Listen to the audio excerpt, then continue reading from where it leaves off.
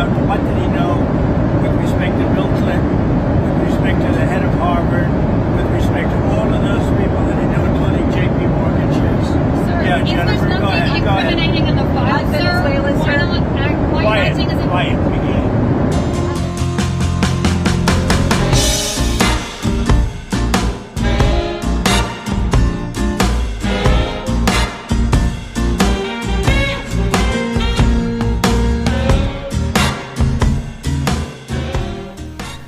At the top of the show, we had Donald J. Trump lecturing a female reporter in a gaggle on Air Force One. And if it's kind of fuzzy, but if you didn't hear it properly, she is asking a follow-up question about the Epstein Files, and he turns to her and wags his finger at her and says, "Quiet, Piggy."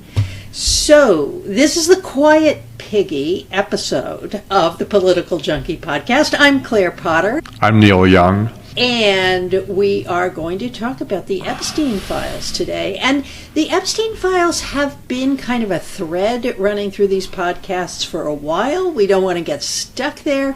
But because of the big release yesterday and because of the votes last week, or this week, we want to talk about it again and sort of set our baseline for where we are with this evolving story.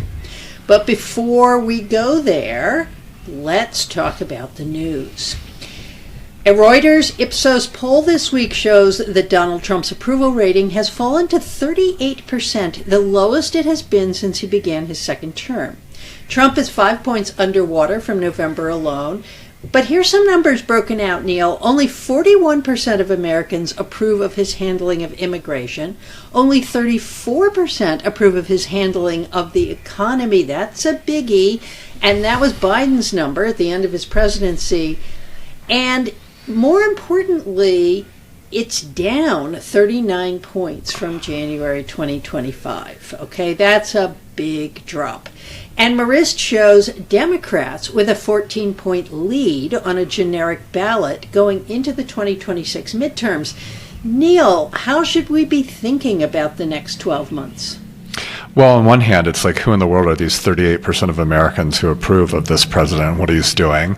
I think none of these numbers are good. Every Republican should be freaking out about what it means for them and for the party's chances next November. I imagine there's probably a possibility here of seeing some differentiation among some Republicans from the Trump administration and from the White House, that maybe some centrist types will really seek to distance themselves.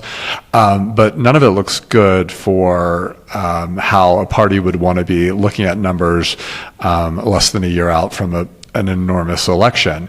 It also is really rattling the president, which I think is important in terms of just his judgment and his leadership and a lot of the ways he's handling some of the issues that we'll talk about today in terms of the Epstein Files. But these are good numbers for Democrats. Democrats certainly know how to blow a lead. But I think especially the polling around Trump's handling of the economy should make every Republican pollster, every Republican leader really worry about how the party's going to do a year from now. Yeah, and it is really worrisome going into the holiday season, which is really the season in which a lot of retailers and manufacturers make a huge chunk of their money for the year. If people are really worried about the economy now, I mean, we're looking, a week away is Thanksgiving. The day after is Black Friday, and it's called Black Friday because that's when a lot of businesses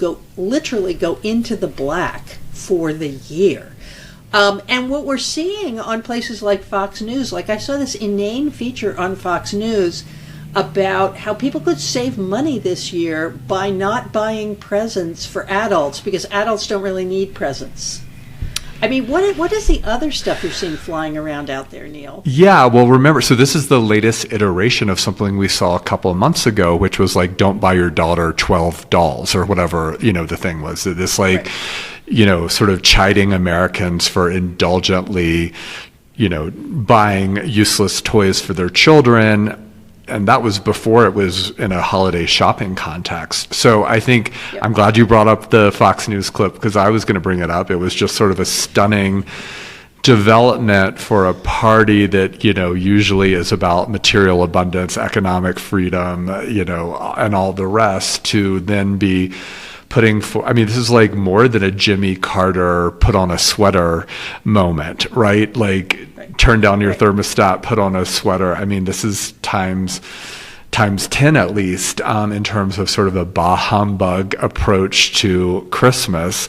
I imagine a lot of this is going to be, if this message continues, a lot of it is going to be inflected with sort of a religious moralism, right? Like, this holiday really isn't about buying things. It's really about, and on and on. So we'll see where this goes, but it doesn't seem like a good sign for the American economy, and I also don't think it means it doesn't seem to be like good signals for how Americans are going to regard Trump and his handling of the economy, which we're already seeing right now. Those views are potentially going to become even more acute through the holiday season. And it will be interesting to see where the Republican numbers go by January, because right now the only thing that's propping Trump up is 81% or so of Republicans who still think he's doing a good job. There's something like 9% of Democrats think he's doing a good job. So as usual, the real action is in there with the independents. And it's the independents that are really going to drive the car to the next election, right? Yep. Yeah. Okay, so let's look at some other cities that have solutions to this problem. Seattle. The vote counting in Seattle has ended, and socialist Katie Wilson, who was the co-founder of the Transit Riders Union and a total newbie to electoral politics, has unseated incumbent Democratic Mayor Bruce Harrell. I guess Seattle has a kind of jungle primary in which the top 2 vote getters actually go into a runoff, but this is like a serious rebuke of the mainstream Democratic Party and the second socialist mayor to be elected. Neil, can you tell us a little something about Katie Wilson? Worked sort of in construction, I believe in waiting tables, a long career with the union there in Seattle. So I think in a lot of ways showed a sort of commitment to a particular demographic of Seattle that she felt like the Democratic establishment had left behind, and that sort of like tech billionaire political culture that had emerged in Seattle, and certainly spent a long time in labor organizing that was quite useful, I think, for both how she ran the campaign and the messages around it. It is worth noting that Seattle apparently has now had 5 mayors in a row who have not either run for re-election or been defeated when they ran for re-election. So there seems to be a little bit of a like anti-incumbent spirit and like attitude in general in Seattle, which I don't think is all that surprising given sort of what we know about that place. But let's talk about money and politics here, and what sort of strikes you about, the big billionaire spend and how that didn't work yet, in this place like it also didn't work in New York City. Right. So we read a piece for this week by Virginia Heffernan, which listeners we've linked to in the show notes. And she has argued that the millions of dollars that are being poured into these races by oligarchs of various kinds to fight progressive and socialist candidates are actually really pissing young voters off, and that one of the great motivating factors to young voters coming to the polls to elect someone like them. And let's point out that Katie Wilson is only 43 years old. She lives in a 600 square foot rental apartment, which is about the size of a modest 1-bedroom in New York City. And so part of what Heffernan is arguing is that all of these young people feel really pushed around by these billionaires. and that they are doing their best to remove the influence of billionaires from politics.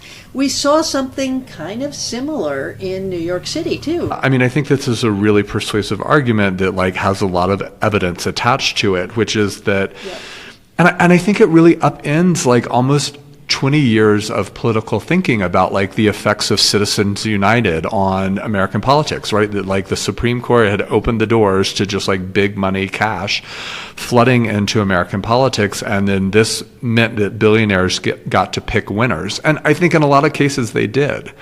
But the logic and the operations of big money spending in politics doesn't seem to work in the way that it has historically, right? Like that the ad spend actually works against you, because then that becomes the story, not the ad itself, but the billionaires who propped up that ad. Yeah, hard agree on that. And of course, Virginia is one of the great people to write about this, because the internet is one of her specialties. She actually was the host of a terrific podcast called Trumpcast in the first Trump administration, which I adored and followed religiously.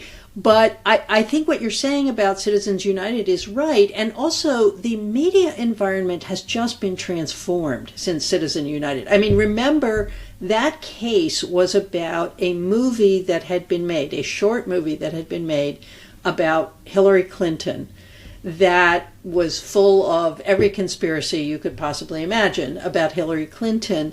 And the question was, could it be aired? Was that a campaign contribution to make this movie and have it be aired?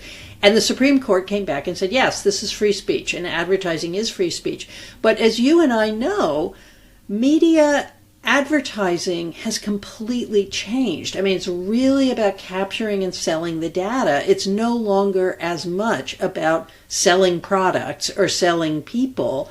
And, you know, what we're seeing with these young socialists is a capacity to use social media and to harness a range of volunteers who then amplify your social media. And that's a really different environment that millions of dollars doesn't have much of an impact. Absolutely. Well, and as long as we're talking about socialists, let's talk about my favorite socialist, Zoran. He is a democratic socialist who once called for defunding the police. She is a data-centric billionaire heiress who has sharply criticized laws to relax bail. That's a quote from Wednesday's New York Times about New York City Mayor-elect Zoran Mamdani's decision to ask Police Commissioner Jessica Tisch to stay on, and her decision to do it. What do you think is the future of this funny marriage, Neil?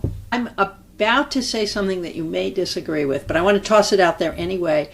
I was thinking about the comparison between Jessica Tisch and another police commissioner, and that person I'm thinking about is Theodore Roosevelt.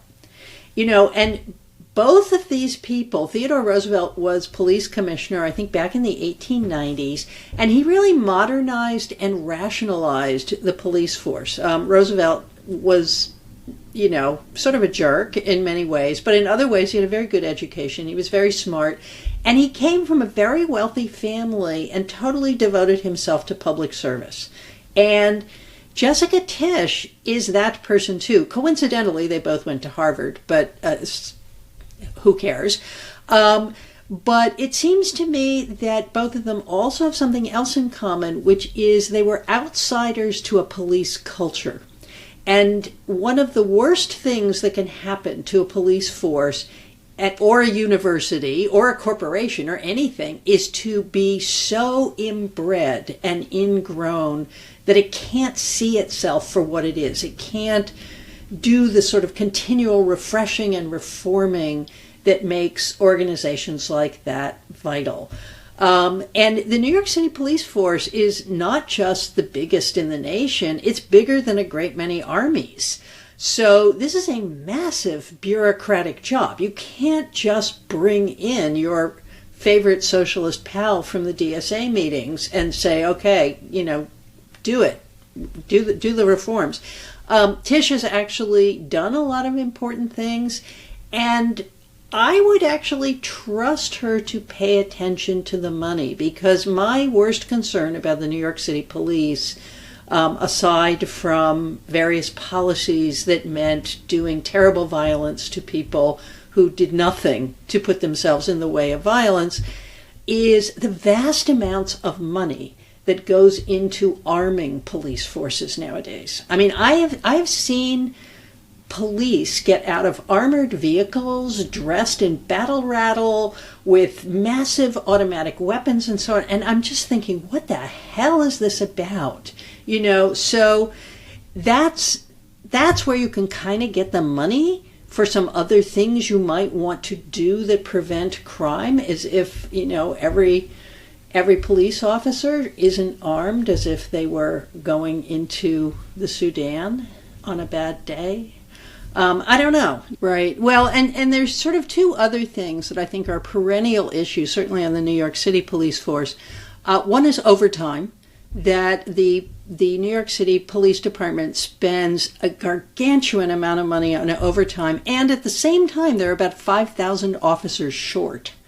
So what would it mean to actually staff up the department to the levels that they believe it should be staffed up to?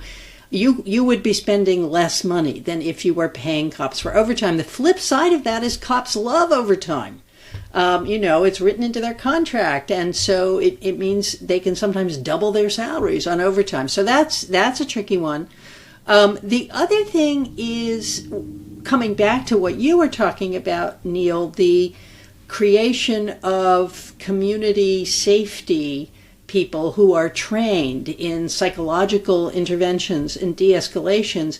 The number one way that police officers get hurt or killed is domestic disputes. And they hate going to domestic disputes. It's always a very volatile and dangerous situation. And figuring out some other way to handle that, I think, could be an extraordinarily important reform for the city and for the police force. Okay, I want to make a prediction. Jessica Tisch will be the first female mayor of New York City. I believe that. Yeah, I believe it. So we'll check back in a few years and see if that, maybe 6 years. Okay, so I have one more thing from Bloomberg. I know. Cultivate wealthy cadres. Oh, that's right. So I added something to the news summary after I sent you the run of show, Neil.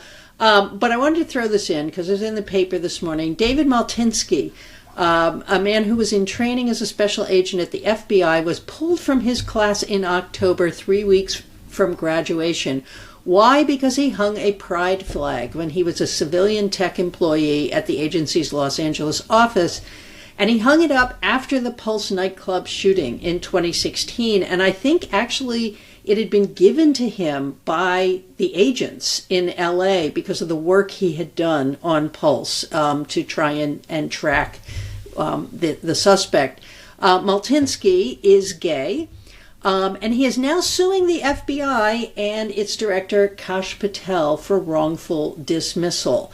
What do you think is going on at the FBI that people are getting fired for having done something that is classified as woke some 8 years later? No, it doesn't seem good. And there's sort of two things that I think we're going to want to be following for the next few months.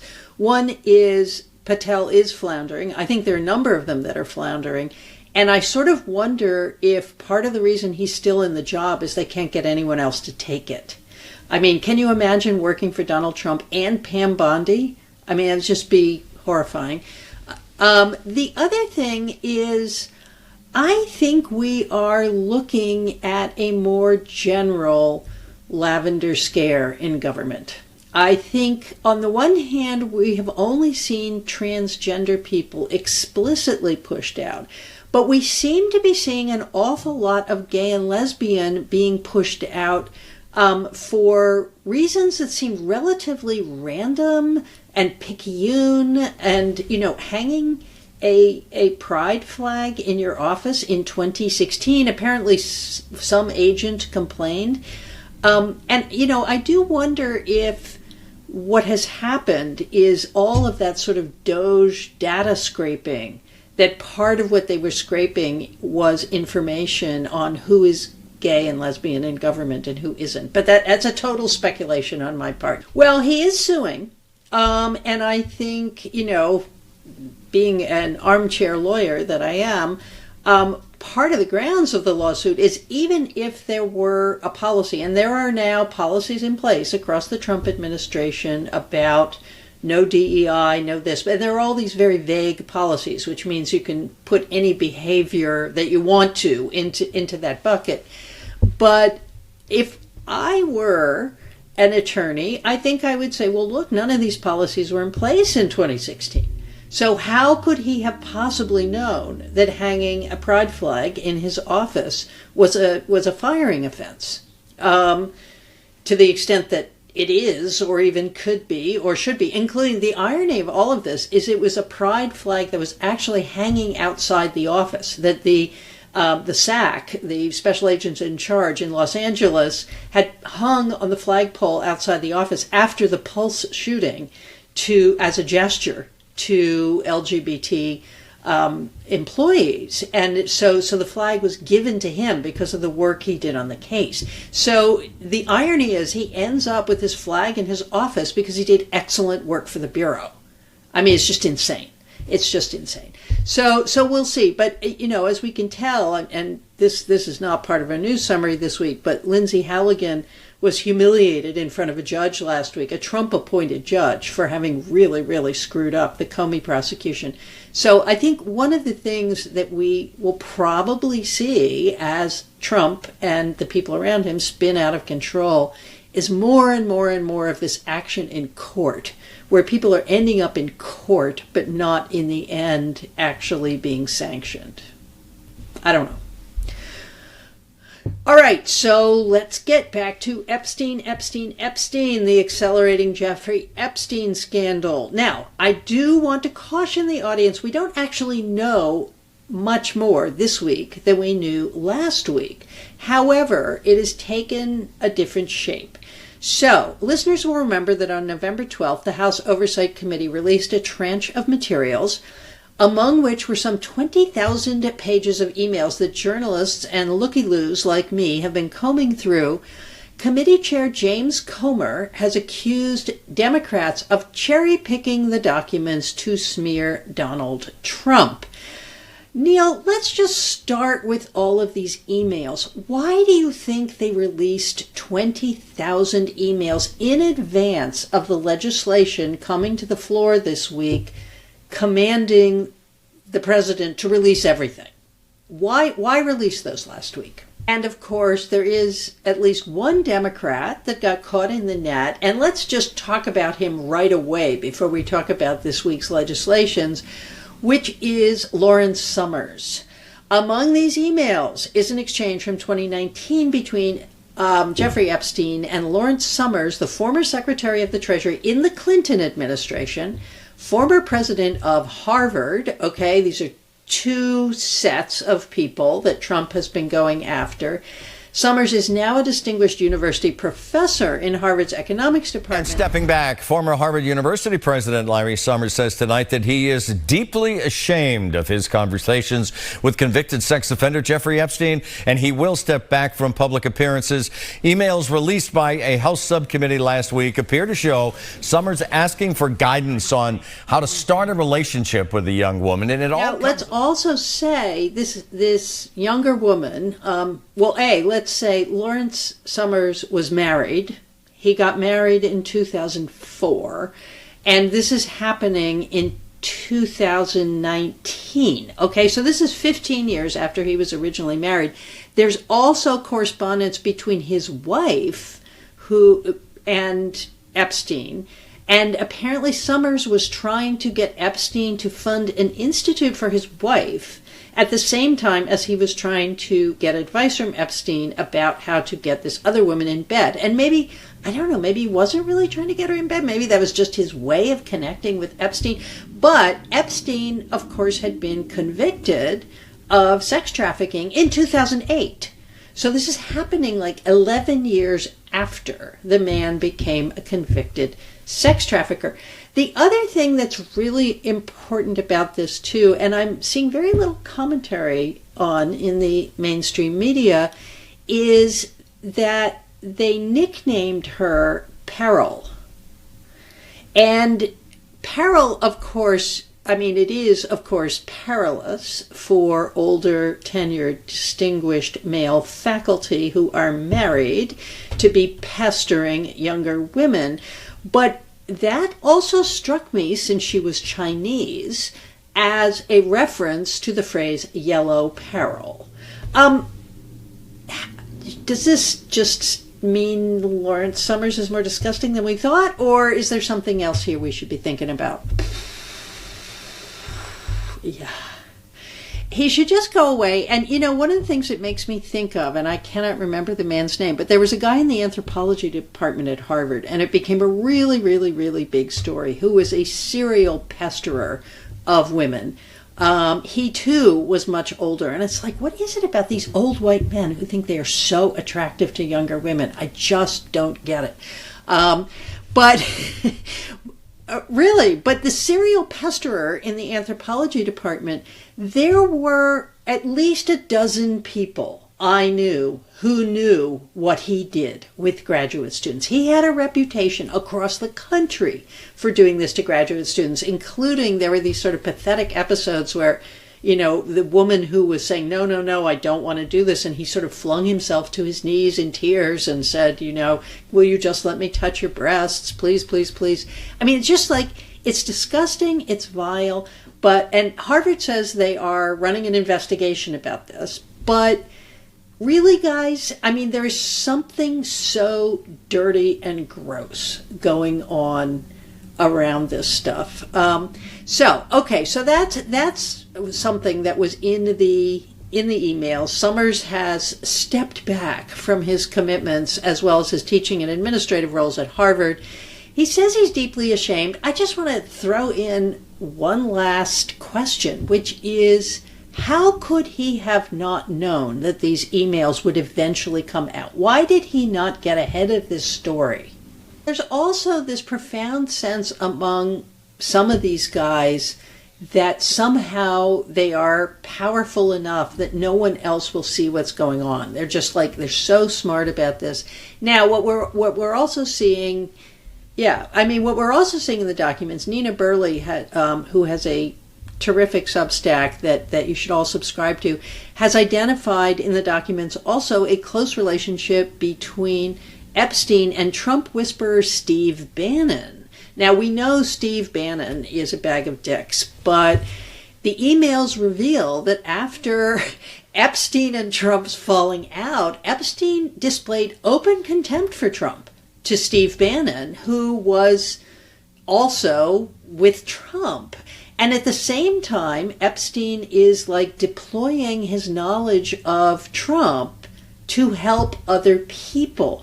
Does this tell us anything about what Epstein was in it for, that it wasn't just for the money? So let's come back to what happened this week, which is that a bill demanding that the Epstein Files, and this is the bill that resulted from the discharge petition that was finally ready to go after Adelina Grijalva was sworn in after 7 weeks, and that Trump used those 7 weeks to try and get other Republicans to remove their names from the petition, and he failed to do that.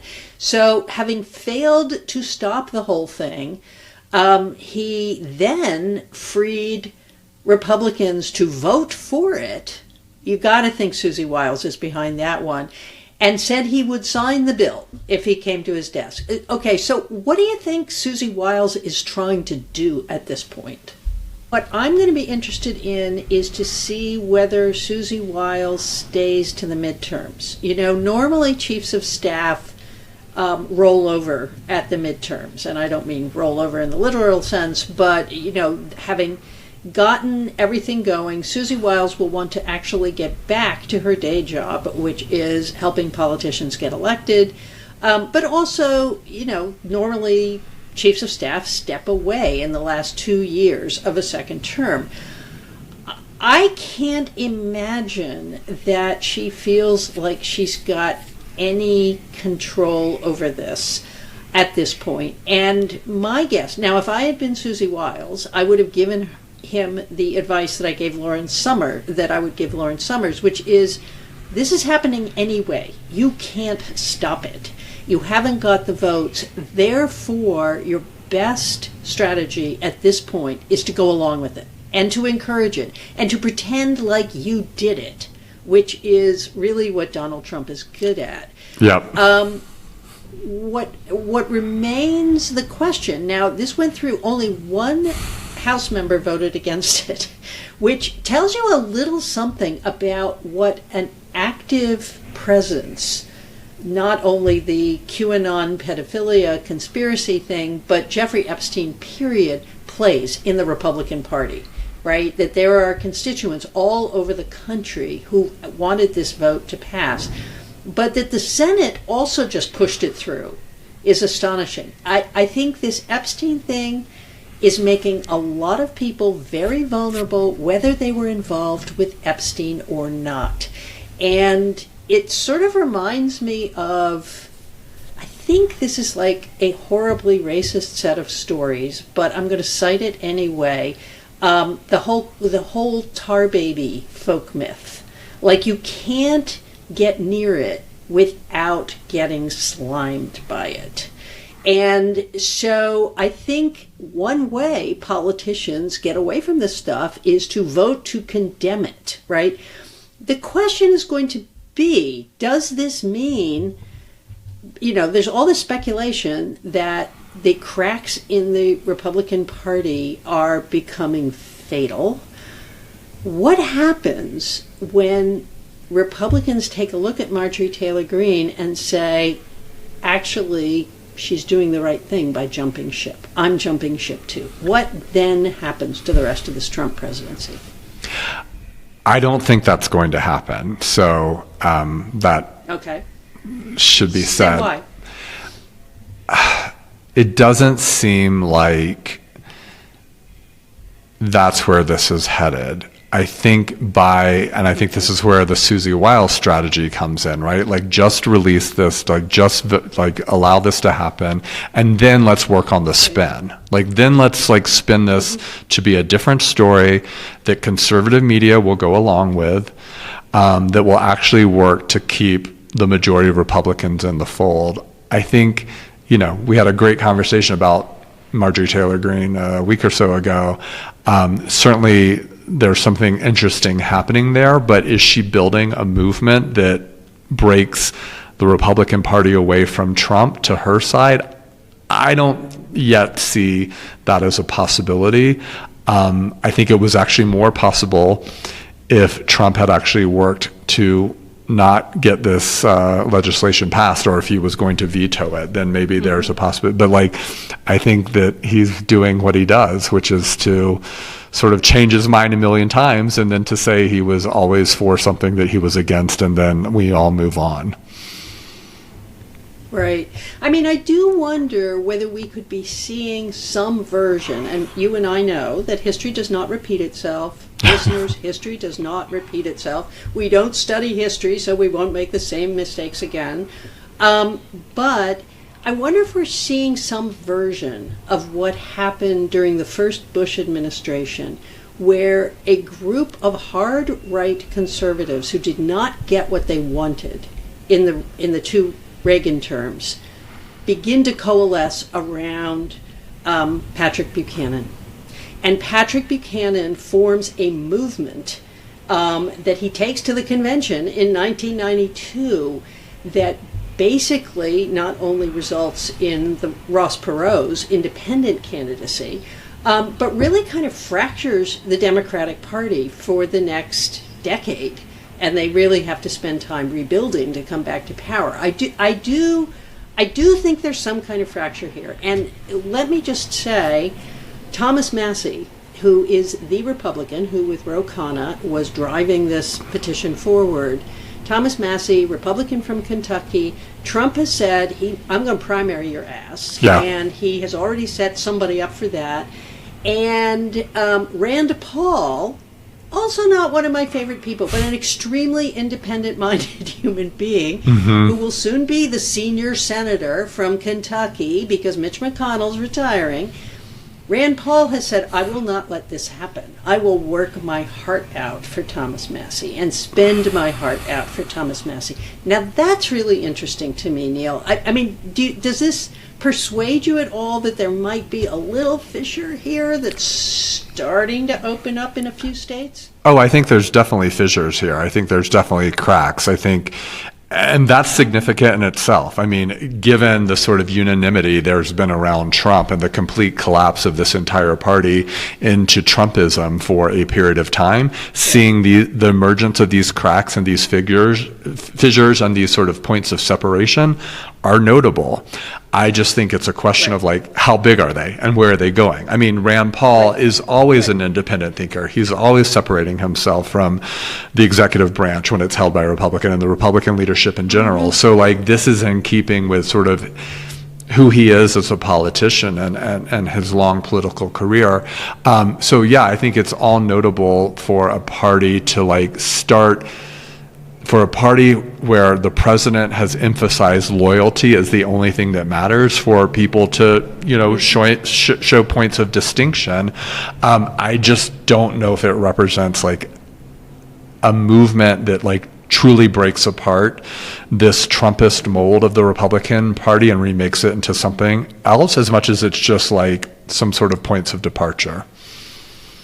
Interesting. As a kind of coda to this piece of our conversation, I would say it is of some weird comfort to me that there are a few men of rectitude in the Republican Party. I don't know why it bothered me that they were all such shitbags, but it does seem that there are some men who are actually standing up for some of the principles that the party claims to stand for, and that's a good thing. I'm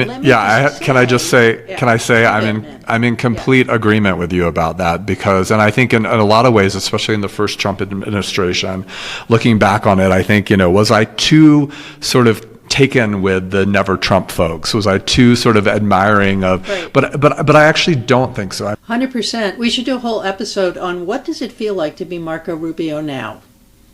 Like, I mean, seriously. Okay, so one of the ways we know this is actually not going away post this bill is Miami Herald investigative reporter Julie K. Brown, who is the reporter who pushed Epstein back into the news in 2017.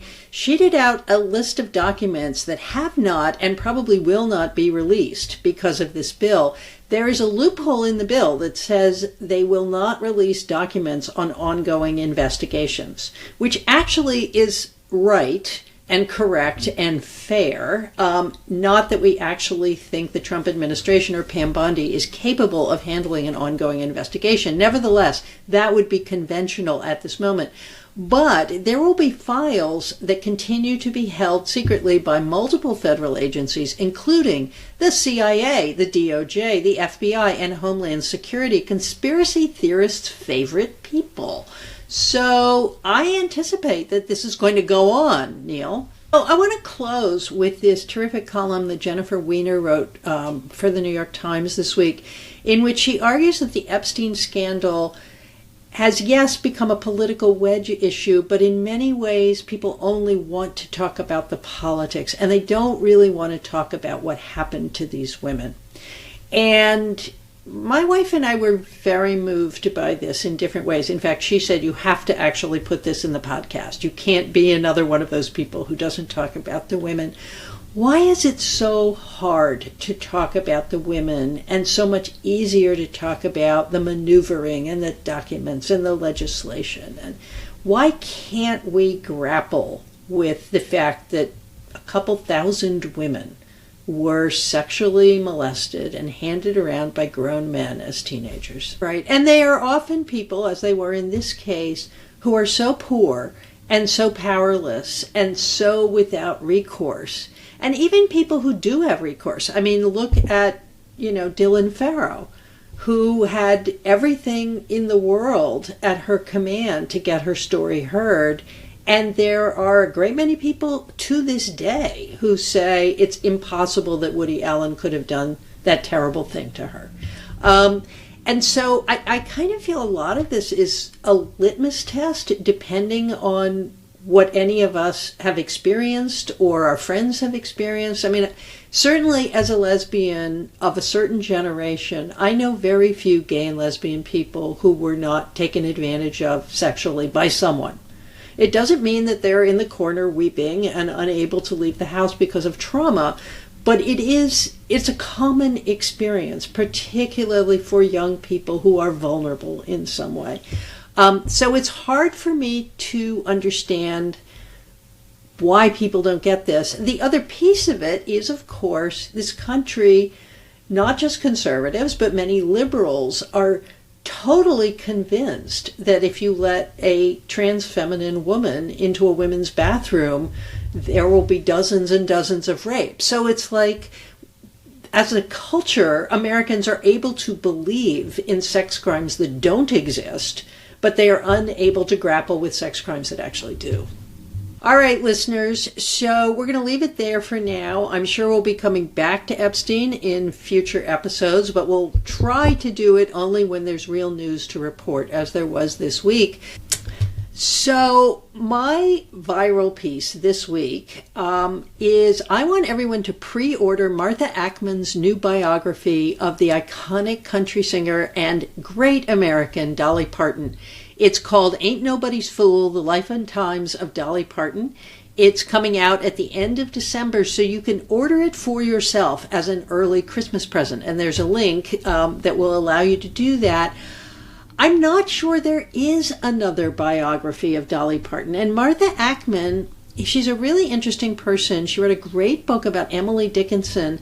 She writes about women who are a little unusual, who, are iconic but really break the mold. And Dolly Parton is one of those people. I'm only about halfway through the book at this point. It is beautifully written.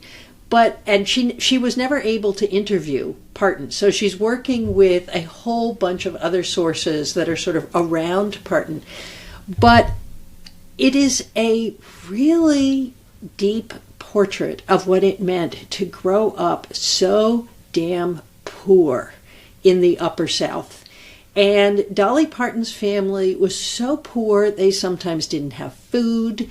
They had houses that, had no heat, that, the wind blew in through cracks. They did whatever they could to get money. Her parents had both a long-lasting and a very troubled marriage. And in the middle of all of this, Parton, who is one of 8 children, is a brilliant young musician and begins making music when she's just a kid, and claws her way to the nearest town, which is called Seviersville, where there's somebody who's making records, and she makes records with this guy, and she and her uncle are writing songs. I mean, when she's just a teenager, they're writing 2 or 3 songs a day. She gets to Nashville, and finally in Nashville, she's been writing Porter Wagner and sending him demos of her stuff, and Porter Wagner finally calls her and says, I need a woman on my show. Come and be on my show. So you really see what Parton did to just claw her way up the system. What's also really interesting about her is I did not know how young she was, actually. She's only 78, and I had actually thought she was older than that. So she is coming into her maturity and becoming a country star at a moment when big hair is out, glitter is out, being old-fashioned and country is out, and she is enmeshed in a certain kind of music making that in some ways she single-handedly changes forever. So the book is Martha Ackman, Ain't Nobody's Fool, The Life and Times of Dolly Parton. And Neil, I think that's it for this week. All right, sounds good. Forever Dolly here. Forever Dolly. And listeners, we're going to skip next week for Thanksgiving. Have a great holiday, and we'll see you in 2 weeks.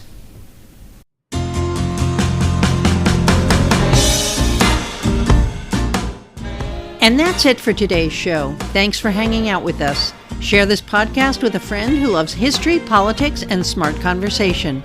You can follow Neil and me on Threads, Blue Sky, X, TikTok, and Instagram. Go to the Political Junkie Substack at clairepotter.substack.com for show notes, more episodes, to leave a comment or question, to subscribe for free, or to support our work for as little as $5 a month. You can also subscribe for free by searching for us on your favorite platform. If you do, please leave a rating and a comment so that other listeners can find us. Our podcast is supported by the New School for Social Research and by paying subscribers. Political Junkie is written, recorded, edited, and produced by me, Claire Potter. Today's theme is Titillating by Cast of Characters. You can find their work and all the talented artists we feature on these episodes on Soundstripe. That's all for now. See you next week.